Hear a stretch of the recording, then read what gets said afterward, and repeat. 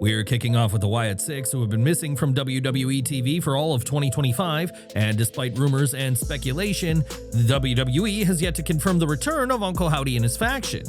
Now, though, unconfirmed sources have revealed that not only are plans in the works for the group's return, but it will come within a matter of days. The sources shared that the group will be back on the May 23rd edition of Smackdown, set to take place this Friday in Savannah, Georgia.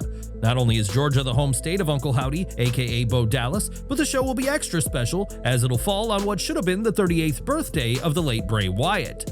The speculation has intensified after Bo Dallas, who has been absent from WWE programming all year, was recently spotted in a heartwarming photo with his nephew Nash, dressed in Fiend gear to honor his late father Bray Wyatt. The image, shared by JoJo Offerman's mother, has only fueled rumors of a looming return. In addition to this, Alexa Bliss, whose presence from TV was said to be linked to the Wyatt Six, has now returned to screens, leaving many to believe the group will not be far behind. SmackDown is just 2 days away, and more clarity from trusted sources is expected to emerge as the show draws closer.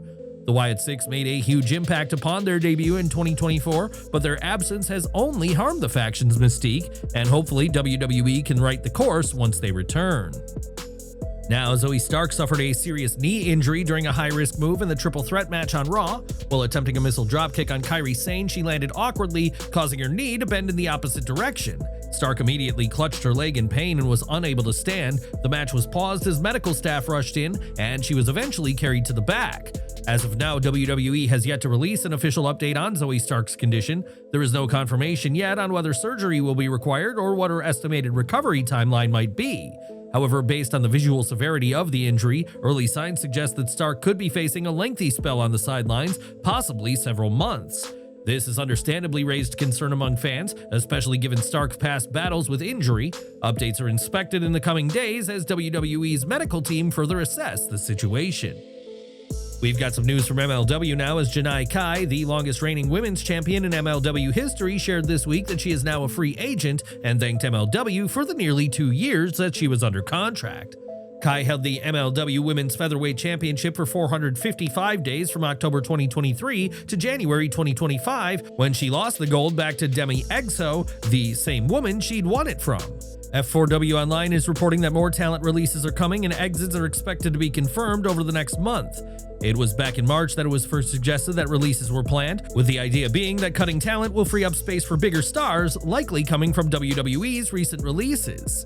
WWE main roster talent have to wait out a 90-day non-compete clause, and if MLW wants them soon, then these new signings will come from the February 2025 cuts to WWE.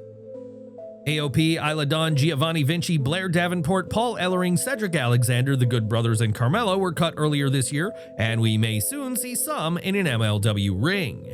When Logan Paul first appeared for WWE in 2021, he was met with a chorus of boos, and despite a brief face run in 2022, the Maverick has been one of WWE's most loathed stars. Many take issue with a part-time talent being given massive opportunities, while some believe that Paul's past controversies and general attitude reflects poorly on WWE's attitudes. On his Impulsive podcast, though, Logan sees things differently, as he argued that the hate he receives has been forced in the WWE. Paul argued that even his haters can't doubt his ability to wrestle or his ability on the mic, before adding that they shouldn't doubt that he'll beat Jey Uso for the World Heavyweight Championship. Paul admitted that Jey is entertaining, but said the champion doesn't have that championship aura, and that he couldn't even come up with a catchphrase and stole yeet from Paul himself. The Maverick said that come this Saturday, Jey will see that I am the superior wrestler, and also spoke about being one of, if not the biggest draw WWE has at this time. Logan Paul isn't lacking in confidence ahead of Saturday night's main event, but do you think the hate for him in WWE is as forced as he claims? Let us know in the comments. As WWE prepares for deeper involvement with AAA, fans are speculating about what this means for controversial figures, including Alberto El Patron. While WWE is set to inherit existing AAA contracts through the takeover, this doesn't necessarily indicate long-term plans for everyone currently on the AAA roster. During a Fightful Select Q&A, Sean Ross Sapp commented on El Patron's current position. He said, "He is still in AAA as an influential member of that team. WWE in previous years has been very hesitant to work with him, to the point where they have people in the company outright say, 'No, we're not going to.'"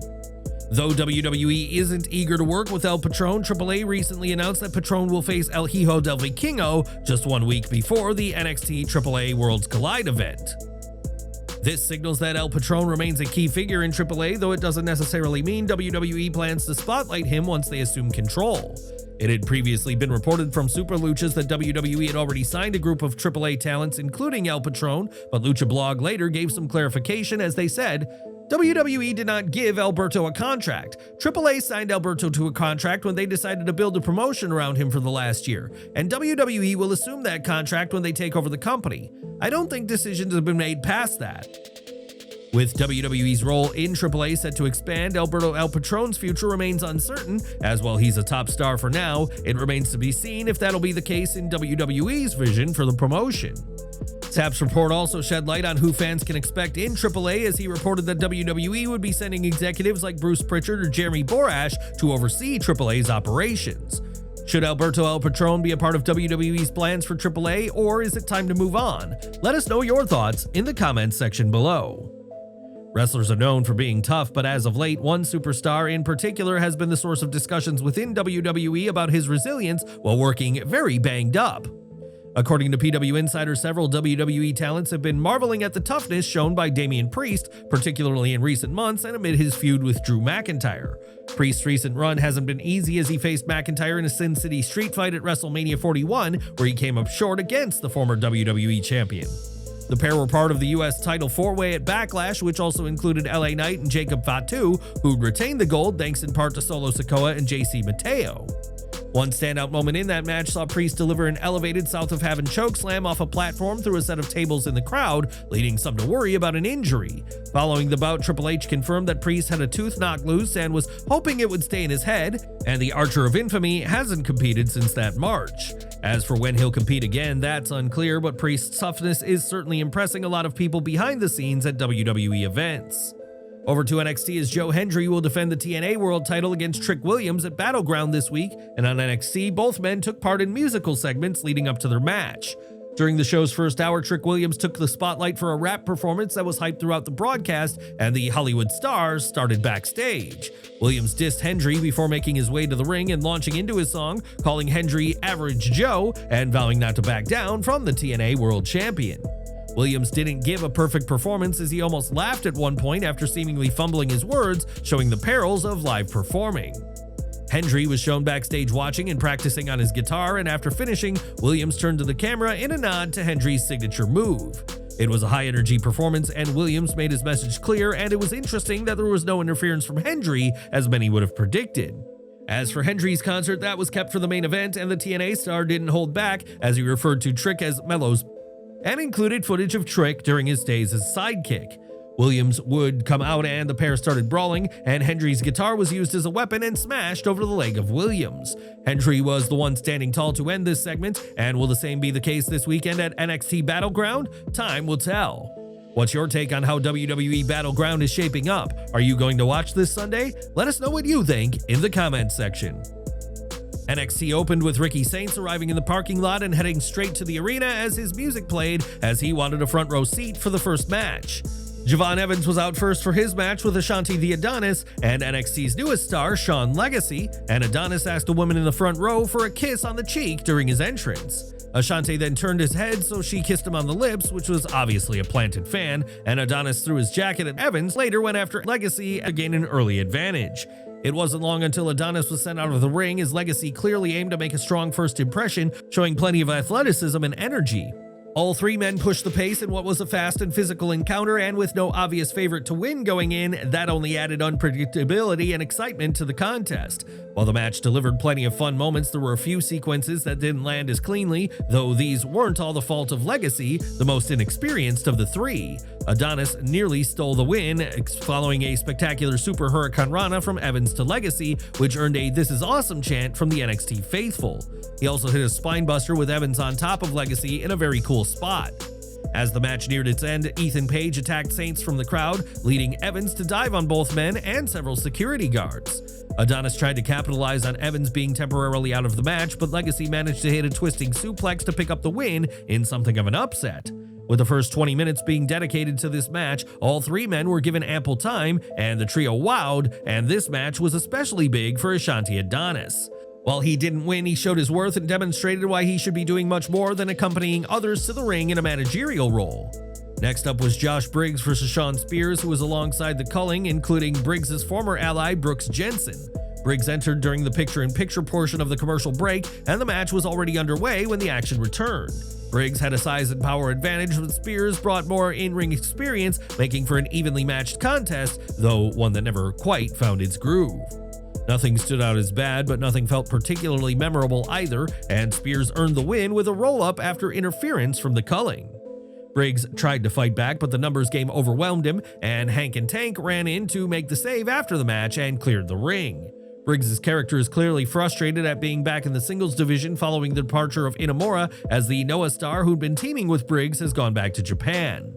With Hank and Tank making the save post-match, perhaps a six-man tag could be coming soon, or even the culling having the next shot at the NXT Tag Team Championships. During NXT, commentary made reference to Kiana James in a bizarre moment, given that James was called up to the main roster as part of Raw last year. Not only that, but while James is still with WWE, she hasn't appeared in quite some time due to a leg injury, making the shout-out on NXT all the more strange. Now, the May 27th edition of NXT was supposed to be at the Yuengling Center in Tampa, Florida, but during this week's show, a major change was confirmed. Instead, Vic Joseph shared that the show will emanate from the Performance Center, though fans in Tampa will still get Saturday night's main event, Battleground, and Raw at their arena. The partnership between TNA Wrestling and WWE has significantly reshaped the professional wrestling landscape for the two sides, but that doesn't mean it doesn't have its challenges. Speaking to Good Karma Wrestling, Shawn Michaels addressed the issues from the partnership, though said it was exciting as fans never know which NXT or TNA name will cross the line next.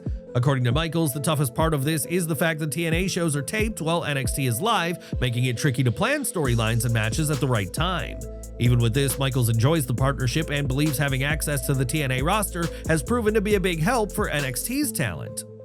Younger NXT talent now have the chance to learn from more experienced wrestlers, some of whom know what it's like to make an impact on WWE's main roster.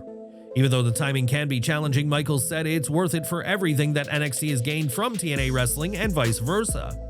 When asked if he has a Mrs. and Mr. NXT, Michaels selected Stephanie Vaquer as the top woman, while he couldn't decide between Femi and Trick Williams. Both the reigning and former NXT champion have appeared in TNA, but despite this, Mark Henry believes that TNA has not gotten enough out of their partnership with NXT. Whether that's the case or not, Michaels is more than happy with how working with TNA Wrestling has gone, as the collaboration is already paying off in meaningful ways. The WWE NXT Europe brand was announced in 2022 and would coincide with WWE bringing an end to the NXT UK brand that it launched years earlier. 3 years on, fans have heard little about NXT Europe, but the brand could finally make its way to screens this year. According to a report from PW Insider, there has been internal talk within WWE that plans are being lined up to launch NXT Europe in 2025. This report comes after a series of WWE tryouts in the United Kingdom and claims that WWE is intending to lock down more European talent. Speaking to the Daily Mail earlier this year, Triple H confirmed that WWE NXT Europe as an idea is still alive and believed NXT UK would have worked if not for the pandemic. WWE has never shied away from adding new shows, just ask those on LFG and Evolve, and don't be surprised if NXT Europe lands this year after years in development. Cal Dixon and Uriah Connors of Chase U faced Bronco Nima and Lucian Price in tag team action, with the Chase U duo giving up considerable size and strength to OTM. This created a clear mismatch, and while both sides weren't the most experienced, the match was short and predictable, with OTM scoring a dominant win. While it was brief, the bout reinforced OTM's growing reputation as a powerhouse team, though this loss for the new Chase U isn't a major loss for Dixon and Connors. On commentary, it was noted how Chase U needs guidance and didn't seek advice prior to the match, and perhaps things would have gone differently if they'd asked more of Andre Chase. With OTM's finisher looking especially impactful, this match was all about the returning OTM, while showing why the new students of Chase U still have a lot to learn. Femi and Miles Borne had their final confrontation ahead of Battleground, and the rest of the No Quarter Catch crew was absent, a move Femi acknowledged and respected. Borne spoke about proving his doubters wrong, but as he exited, the winner of the men's LFG, Jasper Troy, attacked Femi, and Borne returned to run him off. When he offered a hand to help Femi up, Femi refused it, and this past couple of weeks have been huge for Borne, arguably the ultimate underdog in NXT.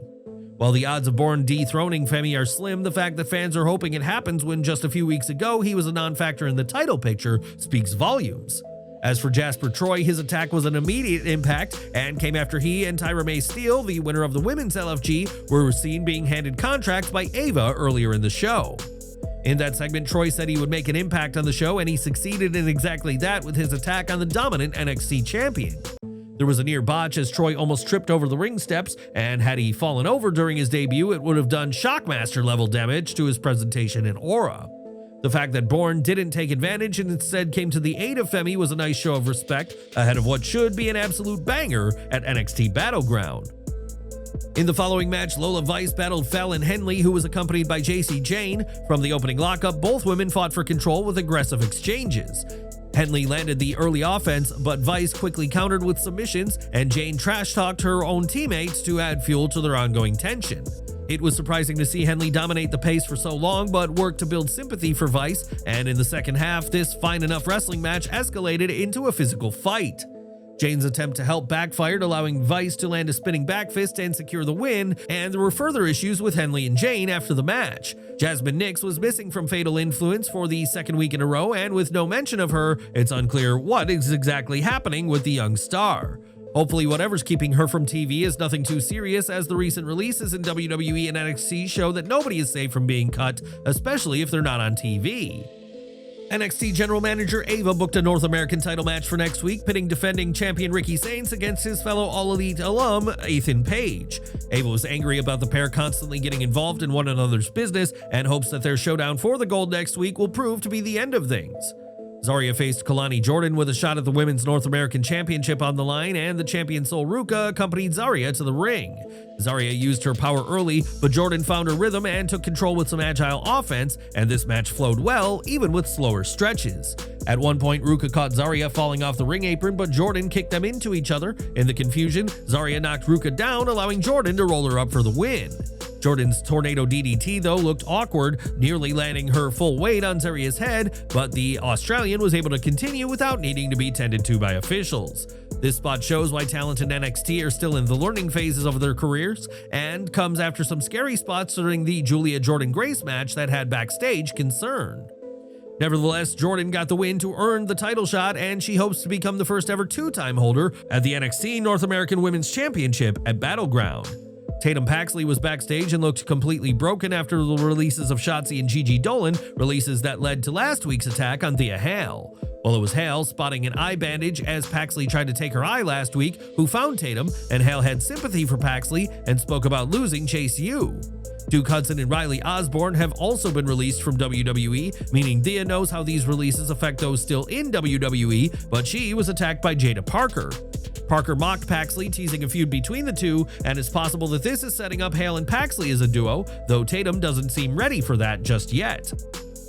Tony D'Angelo had some words of warning for Stax ahead of their showdown at Battleground in arguably the most personally charged match set for this weekend's event.